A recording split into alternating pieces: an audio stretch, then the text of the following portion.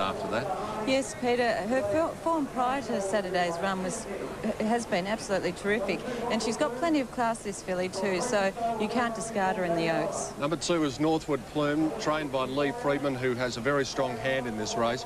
She finished second, chasing home the eventual Derby winner Blevick at Moonee Valley, and prior to that she'd overcome difficulties to win the 1,000 guineas because Rodney Griffiths dropped the whip at about the 200.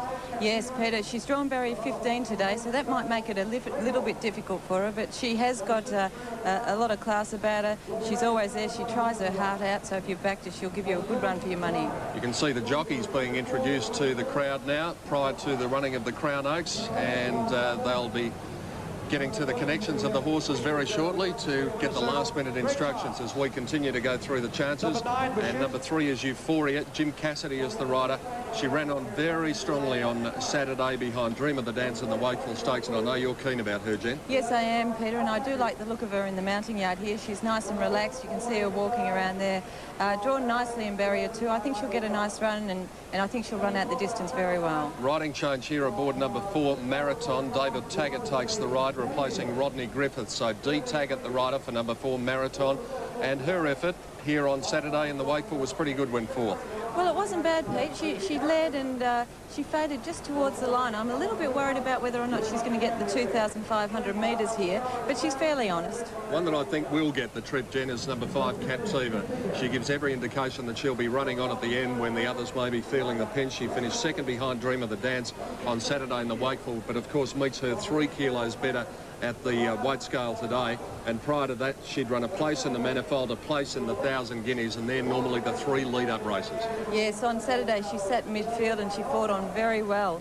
I don't think the distance will be any problem for her. I think she's got a very good chance in this race. Well, on the weight, she wouldn't think Dream of the Dance could beat Captiva home, but of course a different set of circumstances today. She's drawn out wide in Bill Clark is the rider, and finished 9th in the Wakeful, so hard to see her beating the top fillies here. Yeah, she races up handy. She'll probably be one of the leaders. She's probably not the worst in the race. She was beaten just over 3 lengths on Saturday, so she's probably there with a rough place chance. 8 Wild Thunder is also not completely hopeless because it ran 3rd in that race at Moonee Valley behind Blevick and Northwood Plume, but the fact is she finished 4 lengths behind Northwood Plume that day. Yeah, I think she had every chance at Moonee Valley, Pete, and I couldn't be on her here. Bichette won the Oaks trial, number 9, at Geelong, to be ridden by Paddy Payne, who was spoken to earlier in the day, and prior to that she'd also won at Moonee Valley, defeating Ladybird Blue. So she's got some sort of chance. She's got a chance. Her win at Geelong in the Oaks Trail, well, it was such a slowly run race there, but she did go to the line quite nicely all the same. Barrier 17, a little problem, but probably there with an each-way chance. I like the way Ladybird Blue knuckled down to her task at Moonee Valley, Jim, when she beat Love of Mary. She probably gave the that filly about 3 or 4 lengths on the home turn, but she just kept on coming and coming, and I think the wide open spaces might suit her here because of course she is trained on the track by John Sadler. Yes, it was a terrific performance at Moonee Valley. She made up a ton of ground towards the end, and it was a gutsy win there, so she's not without a chance. Always for Sale, number 11, to be ridden by Michael Carson, is flying pretty high here. Flying very high, I think, Peter. It was a pretty ordinary run her last start at Cheltenham, and I really don't like her here. If you're looking for one at odds, number 12 is Our Sacrifice, and it's showing round about $27 on the tote, and she was an eye-catcher when she ran home. Didn't have a lot of room in the closing stages in the Wakeful when she finished 5th. Yes, and in the Oaks Trial Stakes, Peter, she made her run midfield because it was slowly run, and then it didn't really suit her there. Her run at Flemington was pretty good, and she got home fast towards the end of the race. She's a chance at pretty good odds. I know you give this grey filly a chance, number 13, Preview, Darren Beedman, the rider. How do you come up with her as a chance when she finished 5th in the Oaks Trial? Well, Pete, she started 10-9 favourite in the Oaks Trial Stakes. She got well back in the race. She made up a lot of ground towards the finish. Her form prior to that in Sydney has been top class, and yeah, she's got a definite chance in this race. 14, Eloquent Whisper, to be ridden by Robbie Scarlett. And it finished 3rd in that race down at Geelong, the Oaks Trial. Yeah, she led on that occasion. She sort of dictated the slow pace there. It's a lot tougher here, and I'm not keen on her. 15, Centika, Grant Cooksley is the rider. This horse has been racing reasonably consistently up in Sydney, but a big step up in class here. Yeah, her last start at Randwick, it was fairly ordinary, Peter, and I find it quite hard to see her winning here. Number 16, Shack Heel, Simon Marshall takes the ride for Mick Kent at Cranbourne. 4th in the Oaks trial at Geelong. What sort of run was that? Well, it wasn't bad. She was midfield and she moved up to join the leaders. She just weakened towards the finish, so the 2,500 may be a little worry. And the bottom one, 17 Dolbeat, to be ridden by Noel Callow, was 100 to 1 chance here in the Wakeful Stakes and finished 7th. But it's worth keeping in mind she was only about 3 lengths from the winner.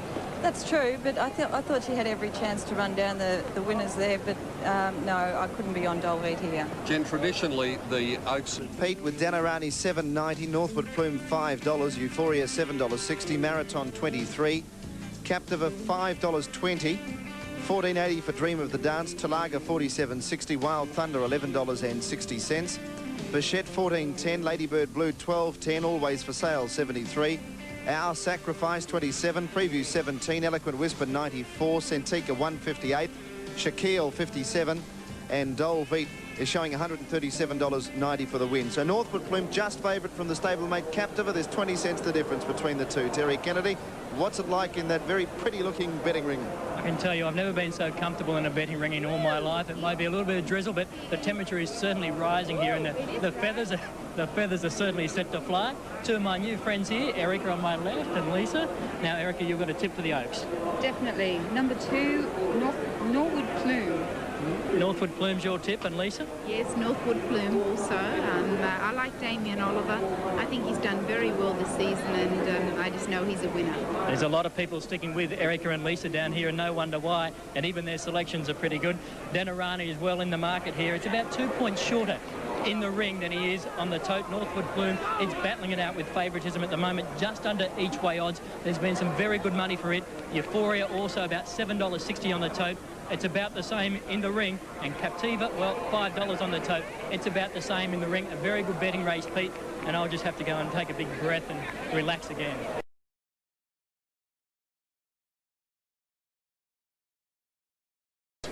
For the Crown Oaks, the big race of the day, 2:50 is the starting time. There's Northwood Plume. Let's have a look at the map. They start at the 200, so you'll see a mad dash down to the first turn, especially from those drawn out wide. They'll be looking to get a position by the time they go along the riverside. They'll have sorted themselves out by this point, and it's round about here that the decisive moves in the race will be made before they enter the straight, and then normally the best filly will sprint away from them. And we'll find out who that is in probably around about 6 or 7 minutes' time. Captiva from myself and John Letts, Euphoria from Jenny Chapman, Northwood Plume from Roy Higgins. They look to be the 3 top chances, but there might be a few of the outsiders who could run a big race.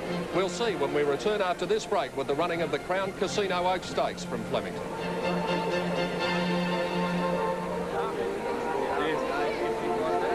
Under $12.90.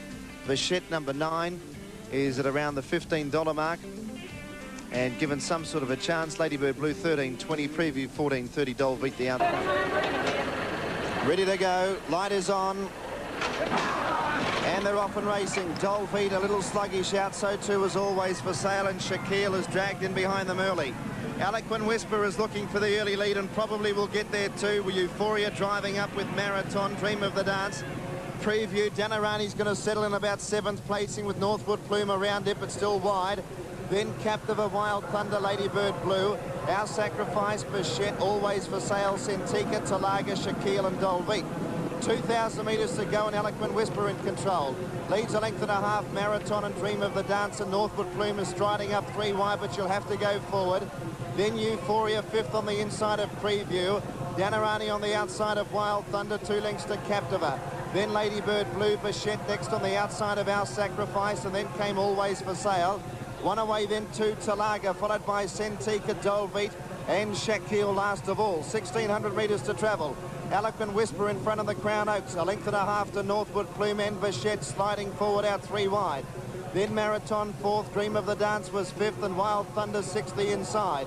Then the grey Preview, she's up a lot closer today. Euphoria on the outside of Danarani, 1 to Captiva. A length away Lady Blue, and about 3/4 of a length to Dolbeat. Our Sacrifice, Always for Sale. Talaga 3rd last from Centika, and Shaquille last of all at the 1,200 metre mark now. And Eloquent Whisper is the leader, about 2 lengths in front.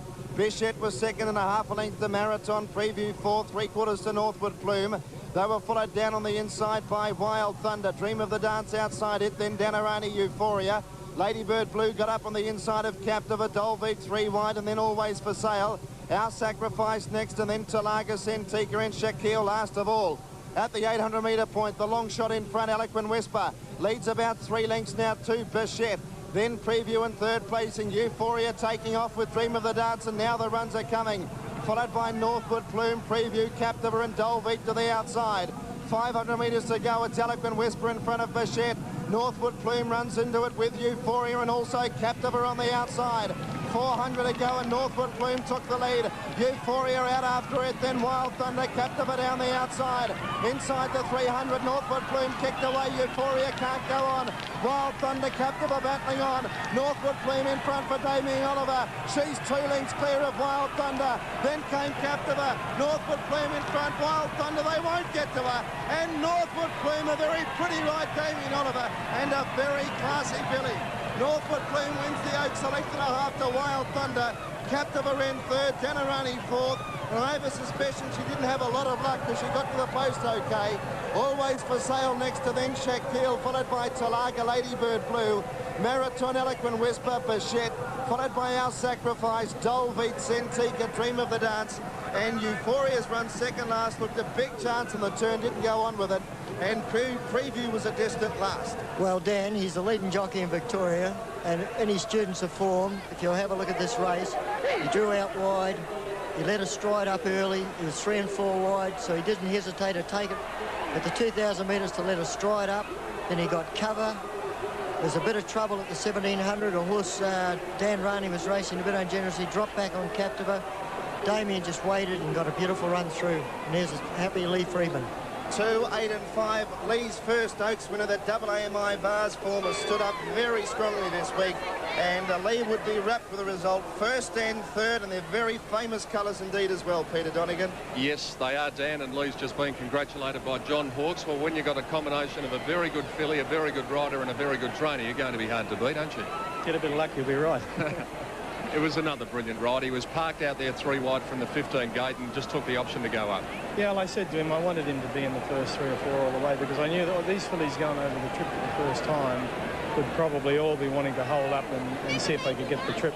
So I said, well, just use your initiative and go over, and if you can get up near the lead, slow it down and have it run at your pace. And then a couple went round him, and he probably got the best trail he could have ever got if he'd drawn 4 or 5. So the other filly ran a nice race too, just couldn't get you the Quinella. She's a good filly, but she lacks a bit in size, you know. She lacks a bit in size, and it's under the set weights, it just tells at the finish with her. But this is a very good filly, this filly. She's been up all year, and she's won the Guineas and the Oaks now, so she's the best. Nice feeling, your first Oaks winner? Yeah, it's terrific. I've been trying to do it for a little while, and it's nice to do it, particularly with one of Barry's fillies.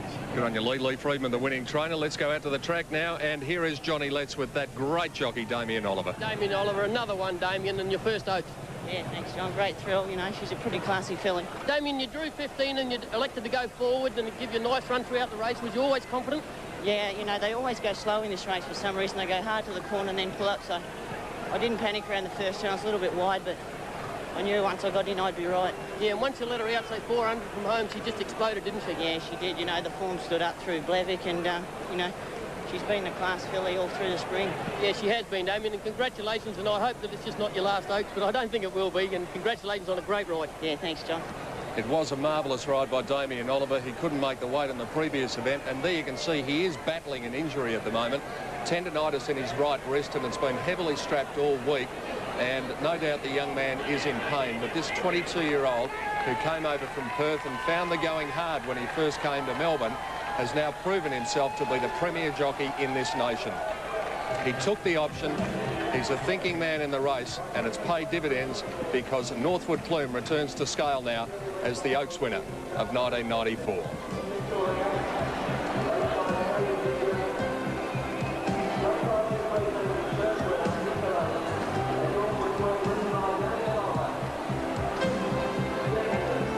So Lee Freeman wins his first Oaks Stakes with Northwood Plume, and he also trained the third place getter Captiva with Wild Thunder running a bold race to split them on the line.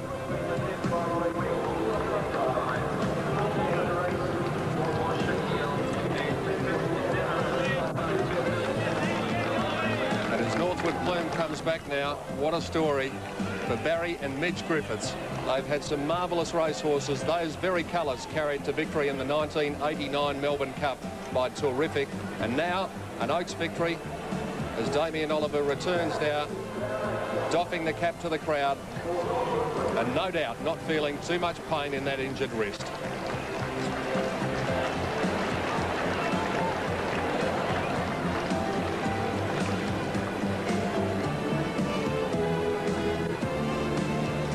So as Damien Oliver returns to scale into the winner's stall, the place where everyone would like to be for not only the big prize money but also the glory of being an Oaks winner.